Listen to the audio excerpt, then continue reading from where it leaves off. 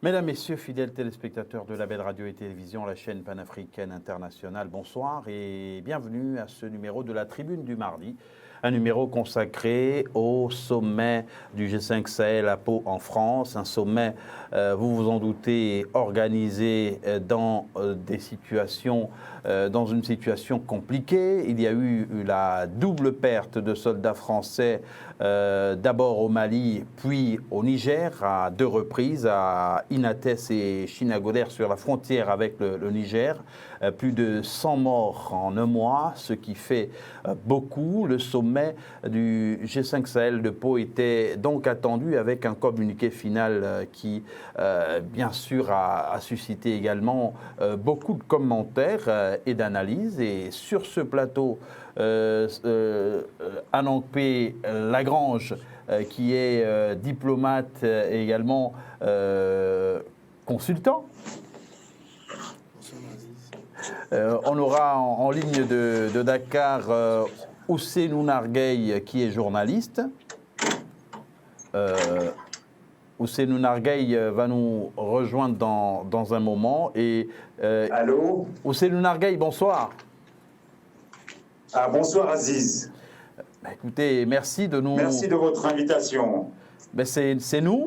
Nous allons également avoir en ligne tout à l'heure de Washington DC François Ndengwe, qui est chairman de African Advisory, un journal qui est présent aux États-Unis d'Amérique. On va se rattraper tout à l'heure par rapport au nom exact de cette revue. C'est un universitaire qui vit aux États-Unis et qui va donner son point de vue également sur la situation au G5 Sahel. Mais avant toute chose, nous allons revenir à la conférence de presse conjointe donnée par les chefs d'État et par un extrait que nous proposons de la déclaration du président français Emmanuel Macron.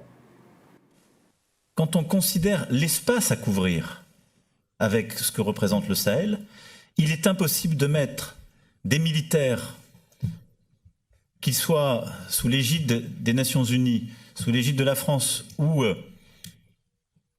de l'Europe, partout. Et en effet, les drames qu'on a eu à connaître le sont dans des campements qui sont souvent loin, dans le cadre d'opérations avec des effets de surprise, où précisément on a eu à déplorer beaucoup de victimes. Comme l'a dit le président Issoufou, que je paraphrase, lorsque je suis allé le visiter et rendre hommage justement aux pertes nigériennes à Inates en décembre dernier, il a dit on a besoin de plus de Barkhane, pas de moins de Barkhane. Ce qu'il faut, c'est qu'on ait plus de présence sur le terrain pour éviter ces massacres. Et donc, à chaque fois qu'un État demandera à l'armée française de ne plus être là, nous le quitterons. Notre seul intérêt, je l'ai dit tout à l'heure, c'est la lutte contre le terrorisme et la stabilité et la souveraineté des États où nous sommes présents. J'entends beaucoup de choses sur les réseaux, dans les déclarations. J'entends beaucoup de gens dans votre pays qui disent tout et n'importe quoi. Demandez-vous par qui ils sont payés. Demandez-vous quels intérêts ils servent. Moi, j'ai mon idée. Mais que ces gens-là disent qui se fait tuer pour leurs enfants. Moi, je sais qui est tombé pour la sécurité des Maliennes et des Maliens, des Nigériens, des Burkinabés, des soldats français. Voilà. Et je le fais en conscience quand je décide de les envoyer là-bas. Donc, les discours que j'ai pu entendre ces dernières semaines sont indignes. Indignes. Et ils sont combattus avec beaucoup de fermeté par vos dirigeants, et je les en remercie, et encore au moment des vœux. Ils sont indignes parce qu'ils servent aussi d'autres intérêts. Demandez-vous bien. Soit ils servent les intérêts des groupements terroristes qui voudraient voir plus puissants dans votre pays, soit ils servent les intérêts d'autres puissances étrangères qui veulent simplement voir les Européens plus loin, parce qu'ils ont leur propre agenda, un agenda de mercenaires. Vous n'avez pas cet agenda-là. L'armée française, elle est là pour la sécurité et la stabilité. Je n'ai pas d'autre intérêt. L'armée française dit n'avoir pas d'autre intérêt. Le président Emmanuel Macron y est allé fort quand même. C'est peut-être en réaction au mouvement anti-français qu'il y a eu à Bamako il y a quelques jours. Oui, je suis en ligne.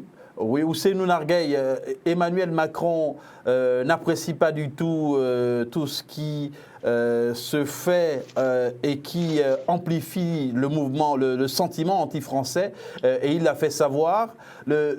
Cette rencontre-là de Pau en France était-elle justement le moment idoine pour afficher ce mécontentement? Le président français n'a pas de leçon à donner à l'opinion publique africaine, subsaharienne francophone. Le fait que ce sommet se tienne à Pau, qui n'est même pas une ville principale parmi les 4 ou 5 villes principales françaises, c'est un signal. Le président français a convoqué les chefs d'État du G5 Sahel dans une ville garnison, dans ce que je considère être comme une compétition victimaire. Il est allé s'incliner devant la tombe de soldats tués au Niger. Il a voulu montrer à l'opinion africaine et internationale qu'il y a des soldats français morts également pour le Sahel. C'est la raison pour laquelle il fait venir ces chefs d'État-là à Pau. Je trouve que c'est un peu triste d'être dans ce bras de fer psychologique avec l'opinion publique africaine. Est-ce que c'était le bon moment? Toujours est-il qu'en décembre, Emmanuel Macron avait déjà essayé de faire venir les chefs d'État en France, africains du G5 Sahel, et ça avait été perçu pour ce que c'était, c'est-à-dire une convocation et non une invitation. Et malheureusement, Emmanuel Macron, dans cette conférence de presse-là, s'est encore comporté en gouverneur de l'Afrique, avec à ses côtés les préfets qui le représentent sur le terrain africain, qui seraient les chefs d'État des pays du G5 Sahel. Lagrange, une chose est certaine, il faut d'abord dire que ces chefs d'État devaient se rencontrer. Vu la situation et l'ampleur que prennent les choses, il fallait quand même qu'ils s'asseyent et qu'ils discutent. Et la seconde chose qu'il faut dire également, c'est que nous-mêmes, c'est-à-dire l'Afrique subsaharienne, les pays membres du G5 Sahel, doivent à leur propre niveau faire un diagnostic. Qu'est-ce qui est à la base de ce phénomène? Qu'est-ce qui est à la base de ce phénomène? Comment en sommes-nous arrivés là? Ça, ce sont les deux préoccupations auxquelles il va y répondre. Comment en sommes-nous arrivés là? C'est peut-être la chute de Kadhafi, on va en revenir. Exactement. Et la chute de Kadhafi, ça a été commandité et ça a été sous la responsabilité de la France.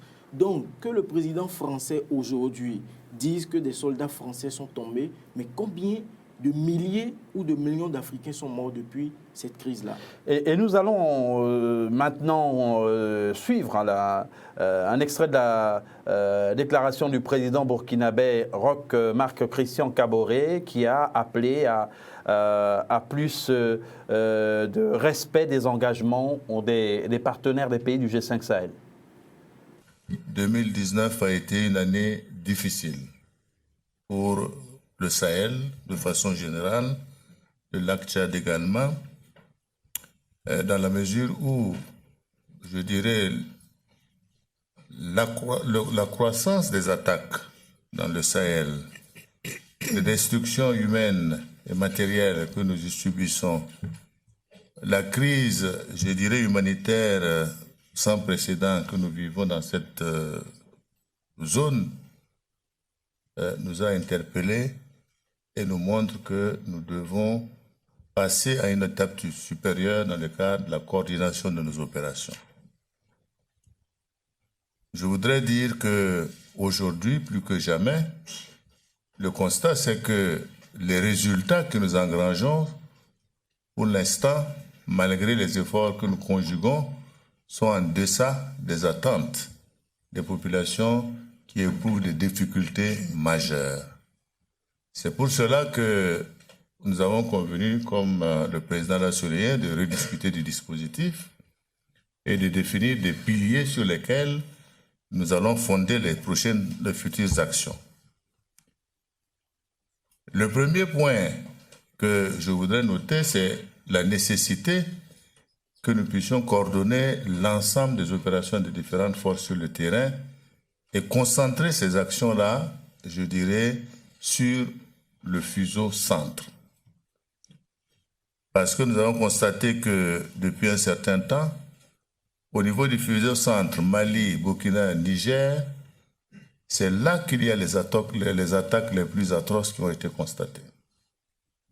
Et l'un des principaux, un des éléments essentiels de ces attaques-là, c'est l'IGS. C'est pour cela que nous avons priorisé.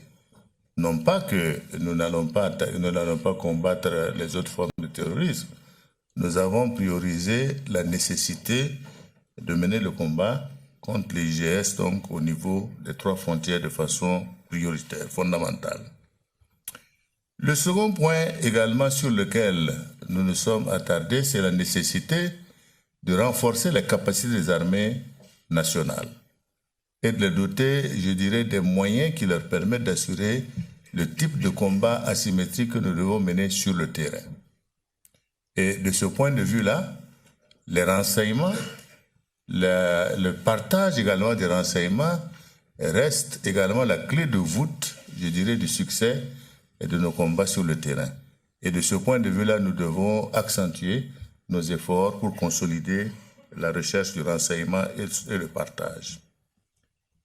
Le troisième pilier, c'est celui de faire en sorte que nous puissions restaurer, je dirais, l'autorité de l'État. En faisant en sorte également que nous puissions faire en sorte que les populations retournent sur le terrain, puisque nous avons beaucoup de déplacés internes.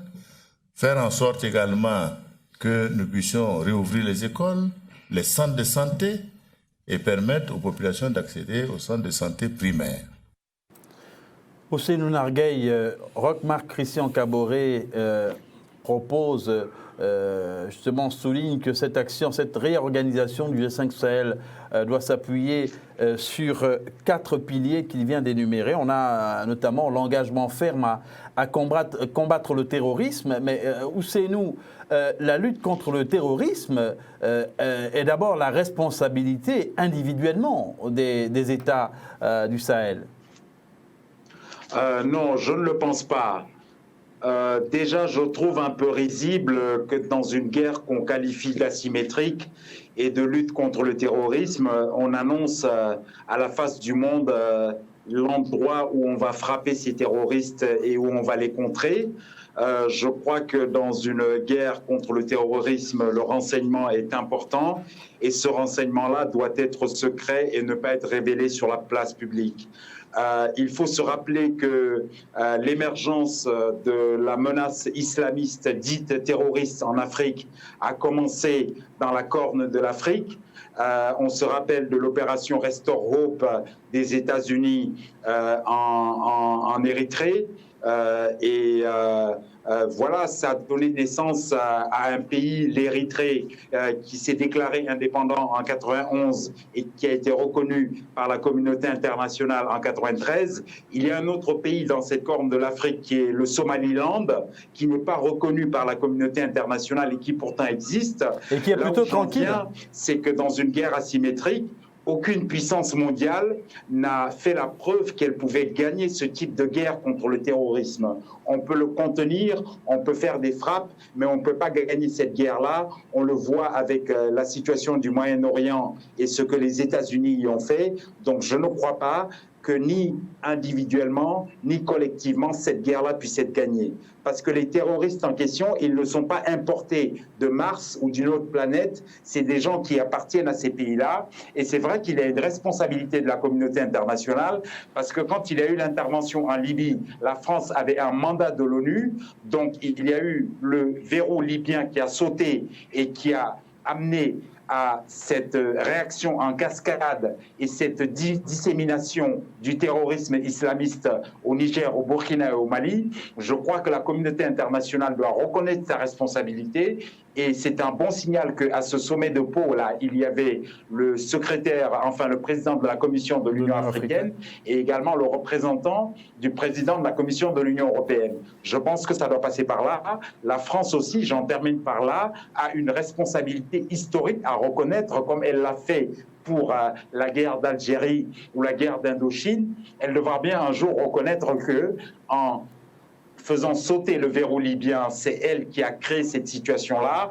pour des raisons de politique intérieure et de réélection de Sarkozy qui n'a pas eu lieu. Et d'ailleurs, le lapsus dont on doit se rappeler, c'est celui de François Hollande qui disait que le jour le plus important de sa vie, c'est quand les troupes françaises ont arrêté la descente des troupes terroristes sur Bamako. Donc je crois que c'est assez révélateur du fait que les présidents français ne viennent pas au secours des pays du Sahel, mais mènent une guerre impérialiste au sens de l'empire qu'ils veulent continuer à entretenir en Afrique subsaharienne.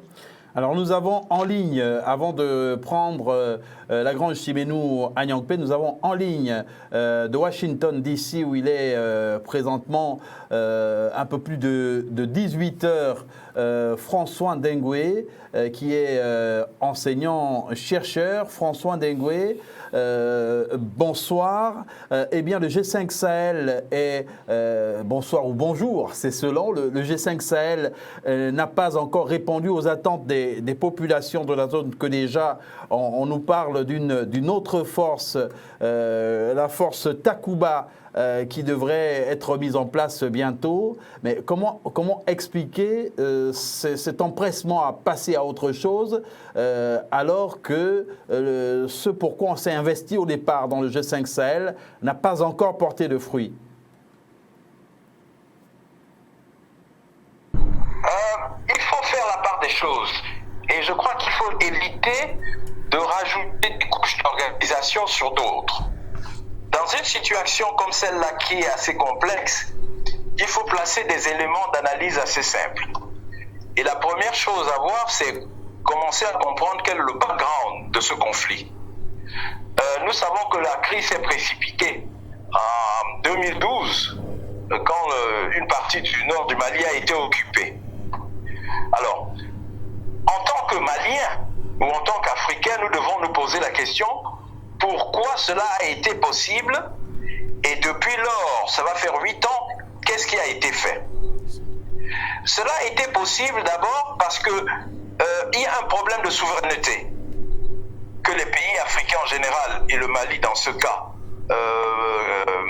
subit. Et quand je parle de souveraineté, je parle de triangle de souveraineté, c'est-à-dire qu'un État qui se dit souverain doit pouvoir assumer les 3 fonctions suivantes sans avoir appui de l'extérieur ou sans en dépendre de quelqu'un, sans que de toutes les façons sa survie dépende essentiellement de l'extérieur. À savoir, il y a dans la monnaie, il y a le militaire et il y a le droit. Concentrons-nous sur ce qui nous concerne ici, là, le militaire. Nous avons en face de nous l'écroulement de la force militaire au Mali, qui a permis donc que l'armée malienne n'accomplisse pas sa fonction, qui est celle de la protection du territoire malien. À cela s'est ajoutée donc l'intervention extérieure française Barkhane, à laquelle moi j'étais personnellement, et c'est mon point de vue, opposé. Et je crois que cette force n'a pas permis de résoudre le problème dans le fond. Et aujourd'hui, la réunion des chefs d'État dont vous parlez à Pau, qui a eu lieu le 13 janvier, par son communiqué final, ne me semble pas apporter toutes les réponses à ce problème. Voilà ce que je peux dire en premier lieu, et si vous voulez, on peut développer chacun des points.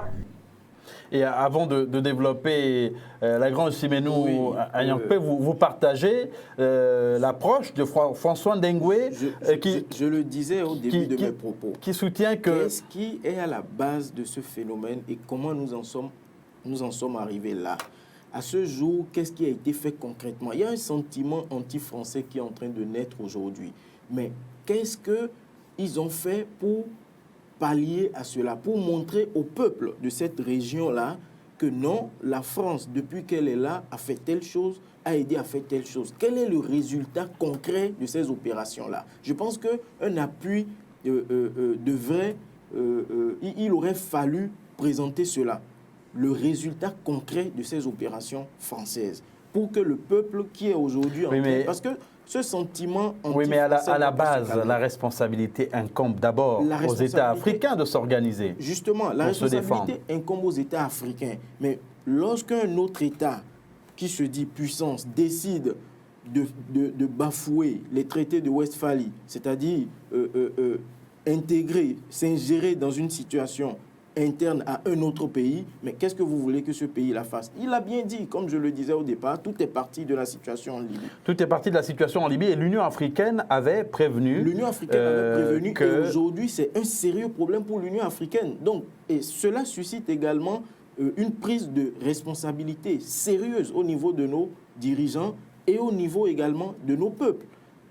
Parce que nous devons également chercher à comprendre nos dirigeants et les accompagner dans certaines de leurs décisions. Au moment où certains de nos dirigeants étaient en train de dire non, il ne faudrait pas que nous laissions faire. Qu'est-ce que le peuple a fait pour soutenir ces dirigeants-là? Alors, Ousseynou Nargueï, les opérations militaires coûtent cher. L'opération, le G5 Sahel, au départ, annonçait avoir besoin de mobiliser à terme plus de 14 milliards de dollars pour réaliser ces objectifs. Est-ce que finalement, ce manque de moyens n'est pas l'un des gros handicaps de ces États du G5 Sahel? Effectivement, c'est une guerre qui touche les États les plus pauvres de la planète, ceux du Sahel.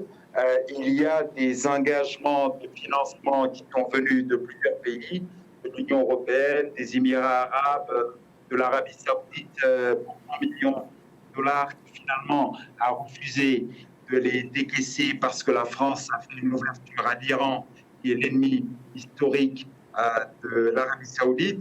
Écoutez, moi je pense que ce n'est pas une question de moyens. Je vais rebondir sur ce que disait M. Dengue depuis les États-Unis quand il parlait des fonctions régaliennes d'un État, en parlant de la monnaie, de l'armée, du droit. Je dis que la monnaie n'est plus un tabou en Afrique subsaharienne francophone. Le droit ne l'a jamais été. Il ne faudrait pas que la souveraineté, j'allais dire, géographique et l'intangibilité des frontières soient un tabou.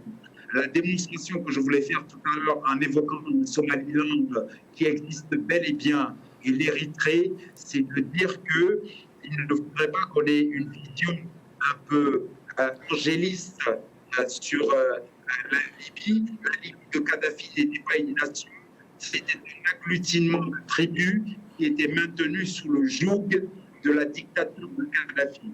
Et aujourd'hui, si ce verrou-là a sauté, c'est pour dire qu'il y a des populations qui se trouvent du côté de la Libye, qui s'y trouvaient, qui ont également des attaches géographiques au Niger, au Burkina, qui était contrôlé, il faut le rappeler, par Blaise Compaoré, qui était dans l'axe Libye, dans l'axe libyen burkinabé, et qui hébergeait chez lui des factions islamistes terroristes qui étaient financées par Kadhafi, on le sait.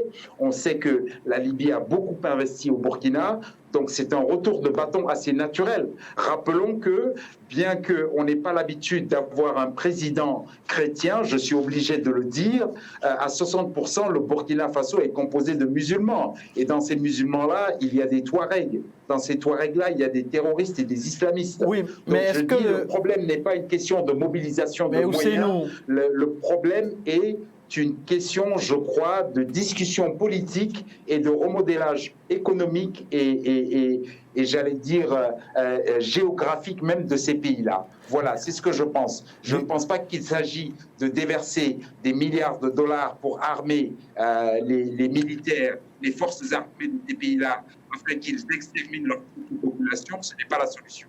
Ce n'est pas la solution. La solution n'est pas qu'une question d'argent. On a vu qu'il y a des initiatives, notamment pour éduquer, former, sensibiliser les jeunes qui se laissent souvent tenter par l'extrémisme en raison de leur désœuvrement. Nous allons rapidement rebondir avec François Dengue. François Dengue, ce n'est pas qu'une question d'argent, mais le G5 Sahel avait tablé sur plus de 14 milliards de dollars américains pour se mettre en place. moi, je n'entre pas dans le jeu des chiffres que chacun peut lancer à l'emporte-pièce. Il faut, un État a le devoir, a l'obligation, et les dirigeants qui sont à la tête de cet État ont l'obligation, sinon ils n'assument pas leur fonction de dirigeant, de monter une armée qui est capable de défendre le pays. Nous sommes devant des États qui vont cette année pour la plupart fêter leurs 60 ans d'indépendance. Et c'est à ce moment que tous les Africains, et pas seulement les Maliens, doivent se poser la question, qu'est-ce que vaut notre armée? Quel est son rôle? Quelle est sa mission? Et quelle est son histoire? Les Africains doivent, dans chaque pays, poser les états généraux de l'armée. Est-ce que l'armée sert seulement comme un décorum lors des défilés ou pour réprimer les populations internes, ou l'armée remplit son rôle premier qui est celui de la défense du territoire, de la défense de la patrie? Donc, que l'on avance des chiffres, des milliards, on ne sait qui viennent d'où, et que personne d'ailleurs ne surveille quels sont ces flux, mais on ne répond pas à la vraie question qui est celle de la défense du territoire et de la défense et de la formation d'une armée qui est bien le nom d'une armée et non qui est un appareil répressif destiné retourné contre des Africains. Le problème est extrêmement grave parce que on aurait pu penser qu'en 60 ans, les pays africains aient eu les moyens pour, individuellement ou collectivement, organiser leur défense. Mais le communiqué des dirigeants africains réunis à Pau, des 5 chefs d'État du Sahel réunis à Pau, en France, avec le président de la République française, me semble un peu sidérant parce que c'est presque un SOS envoyé à la France, envoyé aux États-Unis qui sont nommément mentionnés, envoyé à la communauté internationale. Ils demandent un renforcement de la présence internationale. Mais ça veut dire que 60 ans après, ils ont démissionné de leurs fonctions. Encore une fois, le triangle de souveraineté, c'est l'armée, la monnaie et la justice. Si vous n'êtes pas capable de remplir ces 3 fonctions dans la communauté des nations, vous n'avez probablement pas votre place. Dans la grange Simenou à Niankpé, les États africains, finalement, 60 ans plus tard, ne sont pas parvenus à régler le problème. Peut-être qu'on devrait justement trouver des circonstances atténuantes. Mais parmi les points qui ont été soulignés par le président du Burkina Faso, Roch Marc Christian Kaboré, concerné au premier chef par les attaques terroristes au Sahel, eh bien, il y a aussi le retour de l'administration sur l'ensemble du territoire, parce qu'il y a des pans larges de ces différents pays qui échappent au contrôle de l'État central. Effectivement, il faut dire qu'à la base, nos pères fondateurs qui ont réclamé l'indépendance et qui l'ont eu, n'ont pas eu cette opportunité-là ou n'ont pas pensé à véritablement poser les bases de l'amorce d'un développement ou d'une certaine prospérité pour l'Afrique et pour les peuples africains. Parce que si aujourd'hui nous nous retrouvons dans cette situation 60 ans après les indépendances, comme on le dit, c'est qu'il n'y a pas eu de dispositions qui ont été prises pour sécuriser nos territoires. Non seulement sécuriser les territoires, mais pouvoir amener et aider les peuples à subvenir à leurs besoins. Parce que, vous l'avez dit tout à l'heure, un jeune qui a un emploi ou qui est autosuffisant, je ne le vois pas en train d'aller prendre une arme pour être violent ou pour participer à des armées irrégulières ou pour se faire enrôler par des terroristes pour aller tuer ses propres frères. Vous voyez, en dehors de ça, il y a également un autre aspect que nous oublions, c'est que nos sous-sols sont riches. Nos sous-sols sont riches et j'ai entendu le président français dire qu'il n'a aucun intérêt autre que la souveraineté des États. La souveraineté des États appartient aux États en question. Ce n'est pas un autre État de venir aider un autre à garder sa souveraineté. Sinon, il n'y avait déjà pas de souveraineté. Il faut être franc et reconnaître que les richesses de cet espace nourrissent également d'autres peuples. Alors, il y a un ancien président, l'ancien président burundais Pierre Buyoya, qui est haut représentant de l'Union africaine au Sahel et au Mali, que nous avons rencontré ce mardi à Libreville en marge du Conseil de paix et de sécurité de l'Union africaine, du 7e séminaire qui s'est tenu à Libreville. Eh bien, il nous a donné son appréciation du changement ou bien des améliorations qui doivent être apportées au G5 Sahel. Il faut répéter que la situation de sécurité au Sahel est extrêmement alarmante. Les groupes terroristes ont ces derniers temps intensifié leur offensive contre les forces de défense et de sécurité des pays de la région, contre la population, contre les forces internationales. On a l'impression qu'il y a un apport nouveau d'hommes et de matériel au niveau des groupes terroristes. Il semble que certains seraient venus des pays comme la Syrie, comme l'Irak, pour intensifier la guerre au Sahel. Alors, c'est une situation nouvelle et je crois que les décisions qui viennent d'être prises est une adaptation à cette nouvelle situation. Il faut absolument s'ajuster et aussi intensifier la lutte contre le terrorisme dans cette région, coordonner davantage les efforts des uns et des autres. Je pense que c'est le sens des décisions qui viennent d'être prises à Pau. Il faut d'abord dire que le G5 Sahel, la force conjointe du G5 Sahel, c'est un des acteurs dans la région. Mais il y a beaucoup d'autres acteurs. Il y a la MINUSMA, il y a Barkhane, il y a des initiatives nouvelles, notamment l'initiative de la CEDEAO, qui va dans le sens de renforcer les capacités des pays de la région, y compris les capacités de la force conjointe du G5 Sahel. Donc, des mesures sont en train d'être prises pour changer même les conditions d'opération du G5 Sahel.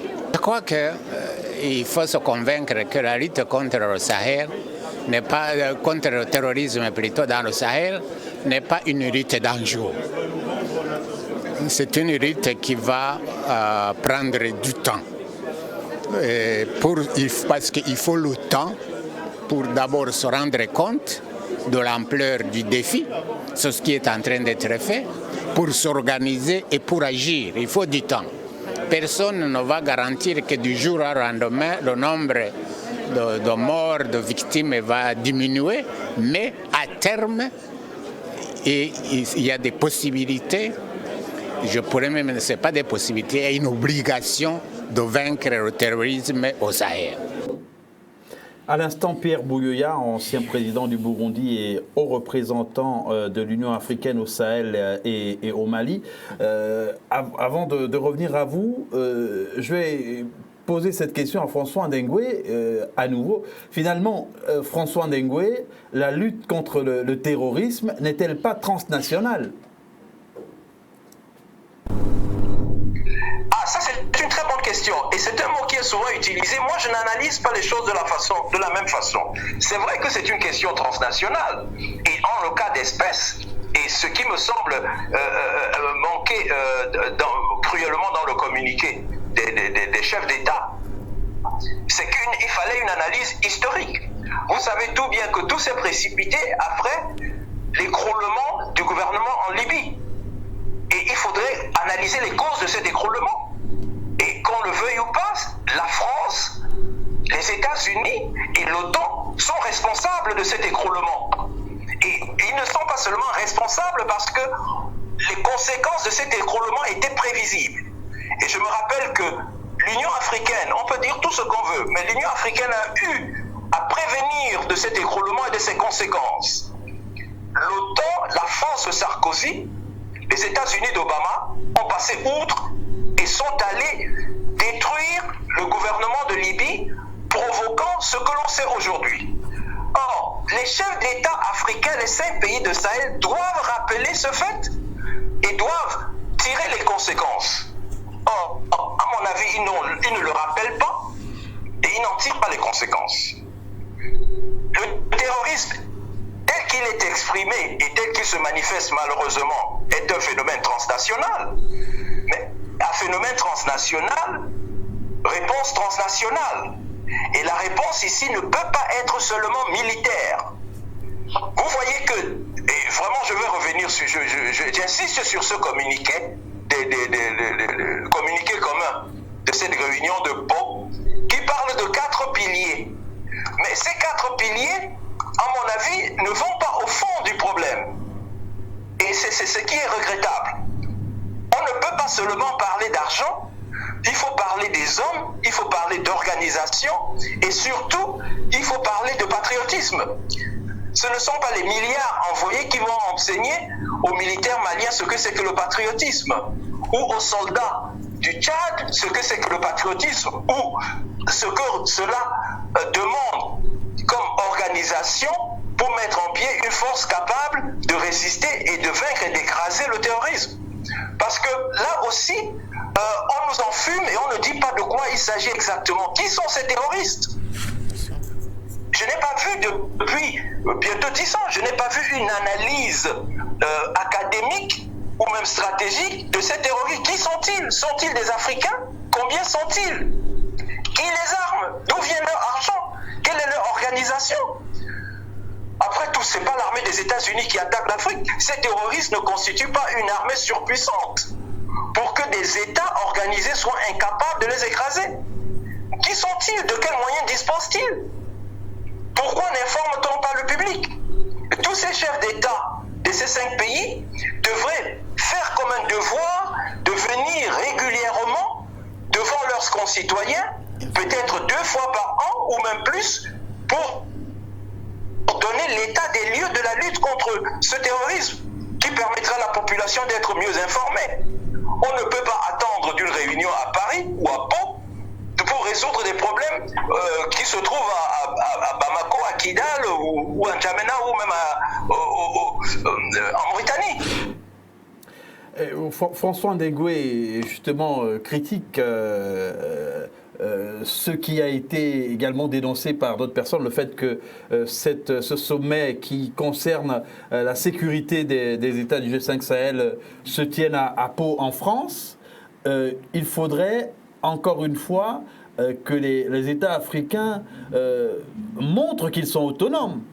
Oui, il faudrait qu'ils montrent qu'ils sont autonomes, mais n'oublions pas également qu'ils ont pris des engagements, qu'ils ont signé des accords de coopération. La France s'est engagée dans cette lutte-là aux côtés des pays du G5 Sahel. Il faut respecter cet engagement. Je suis d'avis, je ne suis pas pour le sentiment anti-français, mais il faut également reconnaître que nous devrons à notre niveau nous reconsidérer la CEDEAO, reconsidérer le département paix et sécurité de la CEDEAO qui fait un travail immense, reconsidérer le département paix et sécurité de l'Union africaine qui fait un travail énorme, et reconsidérer également le groupe des A3, les 3 pays africains non membres permanents qui siègent au Conseil de sécurité. Ce sont des grandes avancées qui ont été faites par l'Afrique elle-même, qui a été aidée par certains pays non alignés. Parce que si ça ne tenait qu'à nous-mêmes, et si ça ne tenait qu'aux Occidentaux, c'est-à-dire particulièrement aux 5 grandes puissances, mais nous n'en serons pas là aujourd'hui. Et comment comprendre que pour une question aussi cruciale de terrorisme, la France, les États-Unis, toutes les puissances viennent dans cette zone et qu'à ce jour, après de 10 ans, nous n'ayons pas de résultats concrets? C'est une interrogation. Ousseynou Largueil, d'où peuvent venir ces terroristes, ces groupes armés? C'est vrai que tout à l'heure... Qui sont-ils, comme il a dit? Vous avez évoqué, d'ailleurs tous, ici sur ce plateau, vous avez évoqué la brèche ouverte en Libye. Mais est-ce qu'ils ne viennent pas de plus loin? Parce qu'on a entendu Pierre Bouyoya également parler de groupes qui pourraient venir de Syrie. Bon, Pierre Bouyoya est passé comme la blanchisseuse de l'histoire, mais je rappelle quand même que c'est un bouddhiste, donc on n'a pas grande leçon à recevoir de lui. Oui, mais il est haut représentant. Oui, mais il est haut représentant. Il est haut représentant au CNU il est haut représentant de l'Union africaine au Sahel, ancien chef d'État. C'est qu'un État peut se décréter, mais ne se décrète pas. Et nous avons peut-être en Afrique des États, mais nous n'avons pas forcément des nations. Ça, c'est la première chose. Je rappelle aussi que le G5 Sahel n'a pas de mandat des Nations Unies pour intervenir au Sahel. Ça, c'est également une chose. Et ce que je pense aussi important, c'est que cette question de la susceptibilité qu'on pourrait avoir à requérir et recourir à l'aide internationale, aux forces internationales pour lutter contre ces troupes terroristes-là, c'est une susceptibilité mal placée. Parce qu'il faut qu'on le dise, depuis finalement les deux tours du World Trade Center, on est dans une troisième guerre mondiale qui ne dit pas son nom entre, j'allais dire, les États organisés et l'islamisme terroriste. Ces islamistes-là, ils ont beau être l'émanation des pays concernés, se réclament d'une force plus mondialisée. On parle d'État islamique au Sahel, donc je veux dire, il ne faut pas minimiser ces troupes terroristes islamistes-là. Et comme ce qui a pu se passer durant la Seconde Guerre mondiale, où les États-Unis sont venus à la rescousse pour lutter contre notre fascisme qui était celui de l'État hitlérien, eh bien, je crois que on n'a pas de honte à recourir aux forces internationales pour lutter contre ces troupes terroristes. Mais ce que je dis, ce n'est certainement pas la France qui réglera le problème, elle est bien trop seule.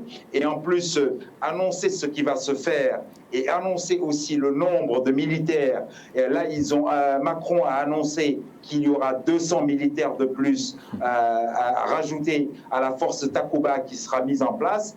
Déjà, je trouve risible le nombre, mais je trouve aussi inquiétant, même qu'on annonce le nombre de militaires qui seront envoyés en renfort. Ce n'est pas sérieux. Donc, voilà, c'est ce que je veux dire globalement sur cette question-là. Je dis, pour reprendre, et je vais en terminer là, pour reprendre l'exemple d'une crise finalement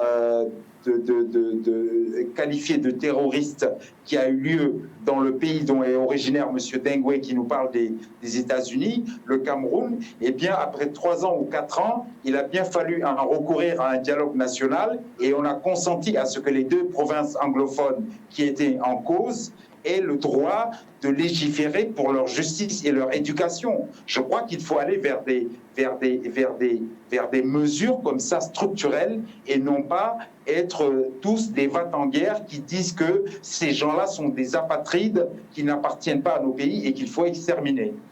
François Dengwe, pour finir avec vous, la solution à ce terrorisme en Afrique, elle est d'abord africaine, de votre point de vue?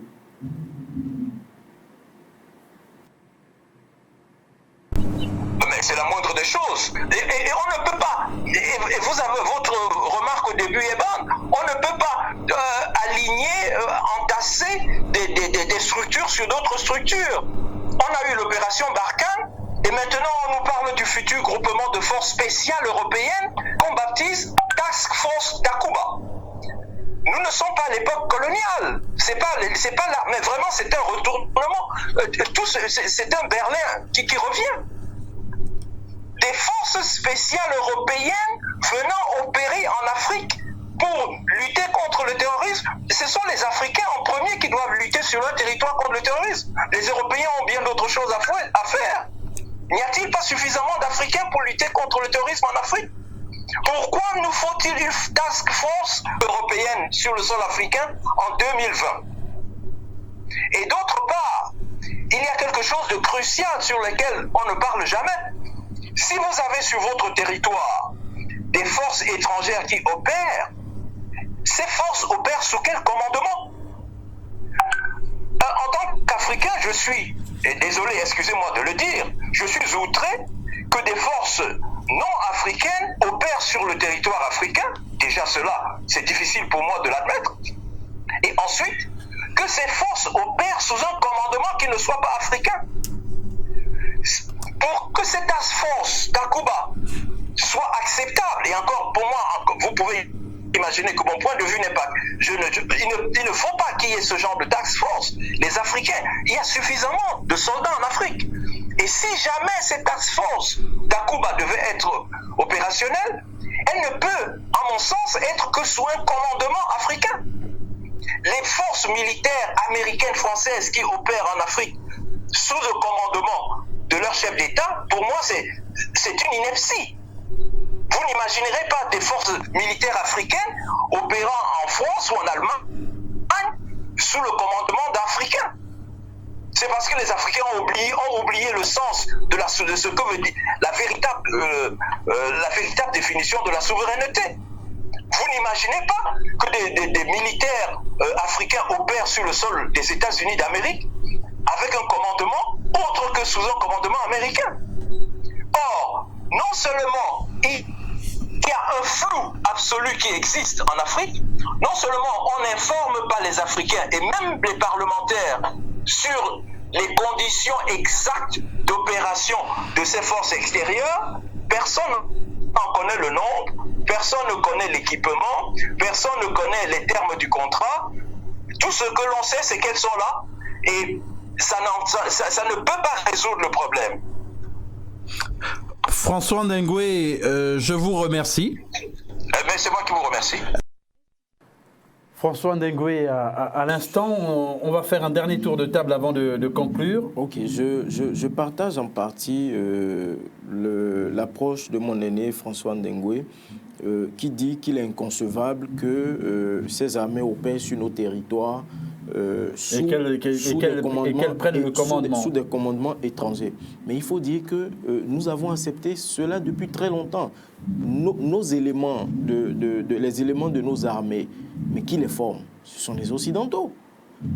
Ce sont les Occidentaux. Et est-ce qu'ils sont bien formés pour mener ce genre d'opération? Est-ce que nous avons le matériel nécessaire chez nous? Parce que c'est l'Union européenne. Quand ce n'est pas l'Union européenne, ce sont les États-Unis qui nous amènent du matériel. Ça, c'est un aspect que je voudrais aborder. Le second aspect, c'est qu'il faille que nous puissions nous asseoir entre Africains, comme cela est en train d'être fait aujourd'hui au niveau de l'agenda 2063, que nous puissions définir des agendas sur l'éducation, sur la justice, relatif à la justice, et relatif également aux jeunes. Parce que quoi qu'on dise aujourd'hui, les terroristes, à majorité, ce sont des jeunes. On parle aujourd'hui d'enfants soldats. Ce sont des enfants qui n'ont pas été éduqués. S'ils avaient été éduqués comme cela se devait, je ne pense pas qu'ils se seraient retrouvés là-bas. Donc, franchement, je pense qu'il va falloir que nous revoyions nos copies, comme on le dit souvent, que nous puissions redéfinir nos priorités. Et comme je le disais tantôt, au niveau de la sécurité, de la défense de nos territoires, que nous puissions parler d'une voix commune, que l'Afrique continue de parler d'une voix commune, que la CEDEAO se renforce, que le Conseil de paix et de sécurité de l'Union africaine reçoive les moyens dont elle a besoin de nos chefs d'État, que nous n'attendions pas toujours les autres, les dons et autres. Si ça vient, ce serait bien. Si cela ne vient pas, réfléchissons et travaillons plus à mieux nous équiper. Ousseynou Nargueï, votre mot de fin, vous allez également rebondir sur ce qu'a dit François Ndengwe il y a un moment. Oui, mon mot de fin, je le répète, est que je ne dis pas pour le fétichisme de la souveraineté. Maintenant, je pense effectivement qu'à partir du moment où des puissances occidentales sont impliquées dans la recherche de la solution de paix et du règlement de la crise terroriste au Sahel, ce serait important que des États proches de ces États du G5 Sahel soient impliquées et soient admises au sein de la force du G5 Sahel, je ne vois pas pourquoi des pays comme la Côte d'Ivoire, des pays comme le Sénégal, le Nigeria ne feraient pas partie de cette force G5 Sahel. Maintenant, je pense effectivement qu'il y a des problèmes géopolitiques très profonds. Ce n'est pas finalement un hasard si un pays comme l'Algérie a refusé de s'impliquer dans le G5 Sahel ou même de cautionner cette force-là. C'est pour dire que la solution n'est pas forcément militaire. Voilà, en gros, c'est ce que je souhaitais dire comme mot de la fin et en appeler à des règlements qui ne soient pas du tout militaires. Ousseynou Nargueil, merci. Je rappelle que vous êtes éditorialiste, journaliste, fondateur du site d'information tract.sn et que vous êtes à Dakar au Sénégal. Merci. Merci à François Ndengwe, qui est chairman de African Advisory Board, qui était en ligne de Washington DC. Merci à vous, Lagrange Simenon-Nyangpe, diplomate et consultant, qui a une fois encore bien voulu répondre à l'invitation de la Tribune du mardi. Merci de votre attention et très bonne suite de programme sur la belle radio et télévision, la chaîne panafricaine internationale.